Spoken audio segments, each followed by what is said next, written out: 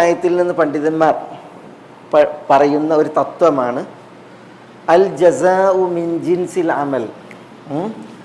അൽ ജസാഉ മിൻ ജിൻസിൽ അമൽ, ഇതൊരു തത്വമാണ്. അൽ ജസാഉ മിൻ ജിൻസിൽ അമൽ.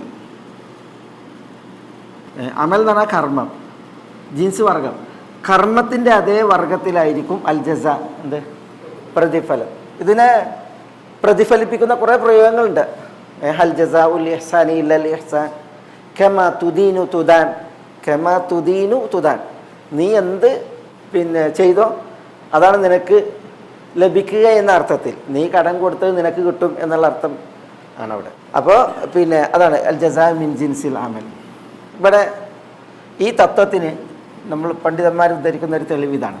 കദാലിക അതത്ക ആയാതുനാ ഫനസീതഹ വകദാലിക അൽയൗമ തുൻസ. ഇവിടെ നമ്മൾ അർത്ഥം പറഞ്ഞു കദാലിക്. കദാലിക് എന്ന് പറഞ്ഞിട്ടുണ്ടെങ്കിൽ രണ്ട് നിലക്ക് പറയാം. ഒന്ന് കദാലിക്, നീ അന്ധനായി പറഞ്ഞല്ലോ, റബ്ബി ലിമ ഹശർതനി ആമ, നീ എന്തുകൊണ്ടാണ് എന്നെ ബ്ലൈൻഡായിട്ട് ഉയർത്തെഴുന്നേൽപ്പിച്ചത്, ഹഷർ ചെയ്തത്. അപ്പോൾ അതിൻ്റെ പ്രതികരണമാണ്. കാല അള്ളാഹു പ്രതികരിക്കും, കദാലിക്, ഇതുപോലെ നീ അന്ധനായി ഉയർത്തെഴുന്നേറ്റത് എന്തുകൊണ്ടാണ്?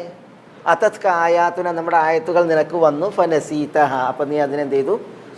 വിസ്മരിച്ചു. അതുകൊണ്ടാണ് എന്ത് ചെയ്തത്? നീ അന്ധനായിട്ട് കുരുടനായിട്ട് ഉയർത്തെഴുന്നേറ്റത്. വകദാലിക, അതുപോലെ അല്യവും ഇന്നേ ദിവസം തുൻസ, നീ ഉപേക്ഷിക്കപ്പെടും, വിഗണിക്കപ്പെടും എന്നാണ് ഇവിടെ പറയുന്നത്. ചിലർ പറഞ്ഞത് ഖാല അല്ലാഹു സുബ്ഹാനഹു വ തആല പ്രതികരിക്കും കദാലിക്. കദാലിക് എന്ന് പറഞ്ഞാൽ ഇതുപോലെയാണ് കാര്യം, അള്ളാഹിൻ്റെ കൽപ്പന ഇങ്ങനെയാണ്, അള്ളാഹുവിൽ നിന്നുള്ള കാര്യം ഇതുപോലെയാണ്, നീ കുരുടനായി ഉയർത്തെഴുന്നേൽക്കണം എന്നുള്ളതാണ് അള്ളാഹുവിൻ്റെ കാര്യം, അതല്ലാതെ വേറൊരു നിശ്ചയമോ വിധിയോ ഇല്ല. അതത്ക ആയാതുന, നമ്മുടെ ആയത്തുകൾ നിനക്ക് വന്നു, ഫനസീതഹ, അപ്പം നീ അതിനെ വിസ്മരിച്ചു. വകദാലിക അൽയൗം, അതുപോലെ ഇന്നേ ദിവസം തുൻസ, നീ ഉപേക്ഷിക്കപ്പെടും, നീ വിഗണിക്കപ്പെടും എന്നാണ്. നമ്മുടെ ഈ തത്വമായി ഇവിടുത്തെ വിഷയം, ഇവിടെ കുറ്റം എന്താണ്? ഇവിടെ കുറ്റം നിസിയാനാണ്. അതുകൊണ്ട് തന്നെ പ്രതിഫലം എന്താണ്? നിസിയാനാണ്. ഇവിടുത്തെ കുറ്റം ഒരു ദാസന് അള്ളാഹുവിൻ്റെ ആയത്തുകൾ വന്നപ്പോൾ അവൻ നിസിയാൻ, അതിനെ വിസ്മരിച്ചു എന്നുള്ളതാണ്. അതുകൊണ്ട് തന്നെ ശിക്ഷയും എന്താണ്? അള്ളാഹുവിൽ നിന്ന് നിസിയാനാണ് എന്ന് പറഞ്ഞാൽ അള്ളാഹു അവനെ ഒഴിവാക്കലാണ്, വെടിയലാണ് എന്നുള്ളതാണ്. പരലോകത്ത് ജസാ അം വിഫാഖ എന്നാണ്. ജസാ അം വിഫാഖ എന്നാണ് എന്താ?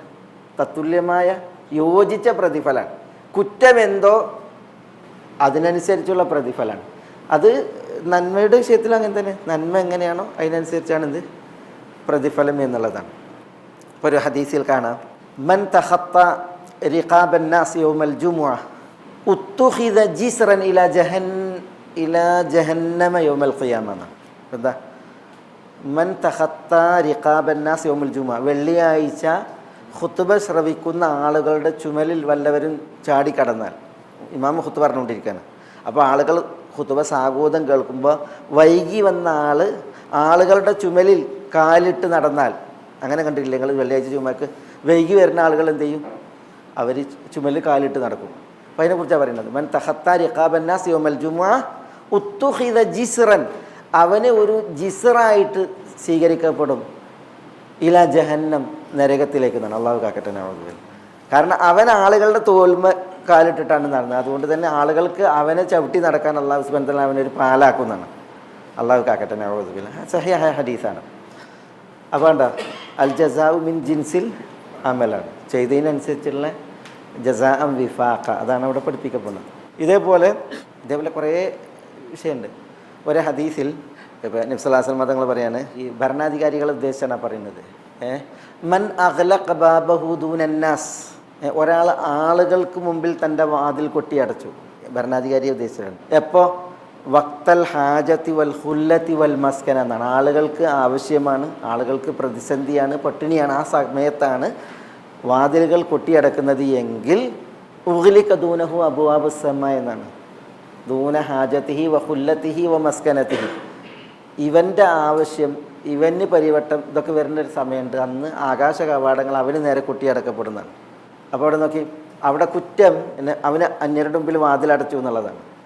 അത് ഭരണാധികാരികൾ ഉദ്ദേശിച്ചിട്ടാണോ ഈ ഹദീസ് ഉദ്ധരിച്ചപ്പോൾ കേട്ടപ്പോൾ മുആവിയ റളിയല്ലാഹു തആല അൻഹു പ്രത്യേക ഒരാളെ നിശ്ചയിച്ചു എന്നാണ്, ഒരു ജോലിക്കാരനെ നിശ്ചയിച്ചു എന്നാണ്. എന്തിന്?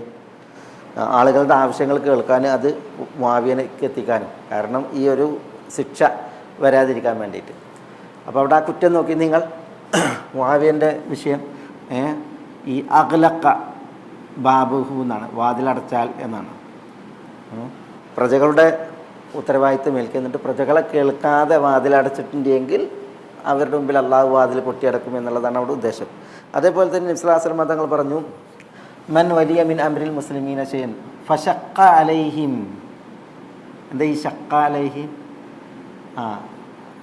ജനങ്ങളുടെ ഉത്തരവാദിത്തം ഏറ്റിട്ട് ജനങ്ങൾക്കൊരാൾ ശഖ്ഖ അലൈഹി എന്ന് പറഞ്ഞാൽ പ്രയാസം സൃഷ്ടിച്ചിട്ടുണ്ടെങ്കിൽ അല്ലാഹുമ്മ ശ്ഖുഖ് അലൈഹി എന്നാണ്, അള്ളാഹുവെ അവന് നീ പ്രയാസം സൃഷ്ടിക്കണമേ എന്നാണ്, അവനക്ക് നീ ഷഖ് പ്രയാസം ഉണ്ടാക്കണേ എന്ന് നബി സല്ലല്ലാഹു അലൈഹി വസല്ലം തങ്ങൾ ദുആ ചെയ്തിട്ടുണ്ട്.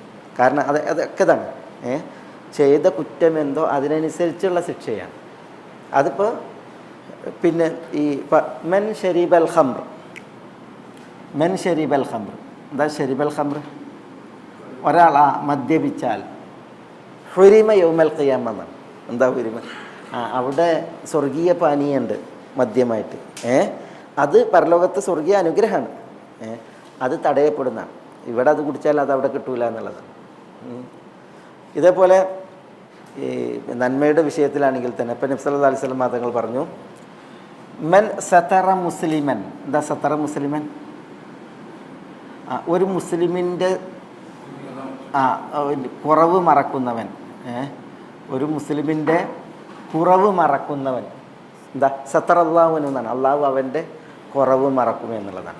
അതേപോലെ തന്നെ മൻ നഫസ അൻ മുഅ്മിനിൻ. എന്താ നഫസ?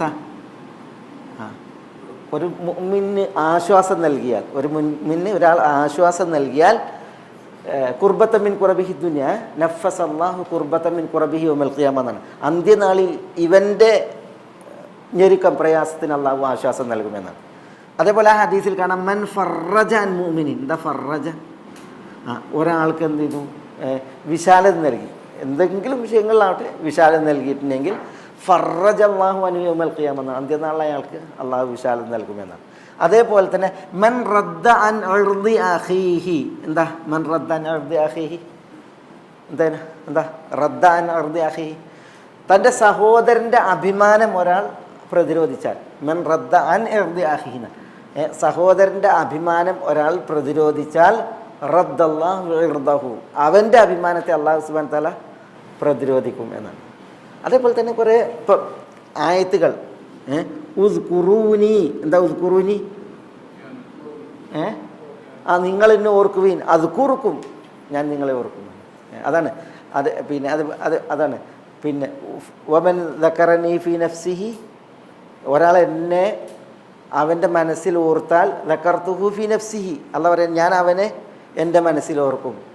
വഇൻ ദക്കറനി ഫീ മലഇൻ, ഒരാൾക്കൂട്ടത്തിൽ അവൻ എന്നെ ഓർത്താൽ ദക്കർതുഹു ഫീ മലഇൻ ഖൈറിൻ മിൻഹു, അതിനേക്കാൾ ഉത്തമരായ ആൾക്കൂട്ടത്തിൽ ഞാൻ അവനെ ഓർക്കുമെന്നാണ്. മനസ്സിലല്ലേ? അപ്പോൾ അതൊക്കെ എന്താണ്? അൽ ജസാ മിൻ ജിൻസിൽ അമലിൻ്റെ ഉദാഹരണമാണ്. ഇതേപോലെ ഒരു ഹദീസിൽ കാണാം, അനസ് റളിയല്ലാഹു അൻഹു എന്നുള്ള ഇമാം തുർമുദിയുടെ അങ്ങനെ ഹദീസിൽ കാണാം, ഒരു ഹദീസിൽ റസൂലുള്ളാഹി പറഞ്ഞു, ഇന്ന ഇളമൽ ജസാ മാ ഇളമിൽ ബലാ ഇന്നല്ലാഹ ഇദാ അഹബ്ബ ഖൗമൻ ഇബ്തലാഹും ഫമൻ റദിയ ഫലഹു റിദ വമൻ സഖത ഫലഹു സഖത്. കണ്ടാ അവിടെ പറയാണ്, അതായത് പിന്നെ പ്രതിഫലം അതിൻ്റെ മഹാത്മ്യം പരീക്ഷണത്തിൻ്റെ മഹാത്മ്യത്തിനനുസരിച്ചാണ്. പരീക്ഷണം നോക്കുന്നതിനനുസരിച്ച് പ്രതിഫലവും കൂടുതൽ കിട്ടും. അള്ളാഹു സുബ്ഹാനഹു വ തആല ഒരു വിഭാഗത്തെ ഇഷ്ടപ്പെട്ടാൽ ഇബ്തലാഹും, അള്ളാഹു അവരെ പരീക്ഷിക്കും, ഇഷ്ടപ്പെടുന്നവരെ അള്ളാഹു പരീക്ഷിക്കും. എന്നിട്ട് പറയാണ് ഫമൻ റദിയ, അള്ളാഹുവിൻ്റെ വിധിയിൽ ഒരാൾ തൃപ്തിപ്പെട്ടാൽ ഫലഹു റിദ, അവൻ അള്ളാഹിൻ്റെ തൃപ്തി ഉണ്ടാവും. വമൻ സഖീത, ഒരാൾ അതൃപ്തനായാൽ ഫലഹു സഖത്ത്, അവനും എന്തുണ്ടാവും? അള്ളാഹുവിൽ നിന്നുള്ള അതിർത്തി ലഭിക്കും. അപ്പം അള്ളാഹിൻ്റെ വിധിയിൽ തൃപ്തിപ്പെടുന്നവർക്ക് അള്ളാഹിൻ്റെ തൃപ്തി കിട്ടും, അള്ളാഹുവിൻ്റെ വിധിയിൽ അതൃപ്തനാകുന്നവന് അള്ളാഹുവിൽ നിന്നുള്ള അതിർത്തി ലഭിക്കുമെന്നാണ്. അതൊക്കെ എന്താണ്? ഇതേപോലെ അൽ ജസാഉ മിൻ ജിൻസിൽ അമൽ എന്നുള്ളതിൻ്റെ പിന്നെ ഉദാഹരണങ്ങൾ നമ്മൾ വായിക്കുന്നതാണ്.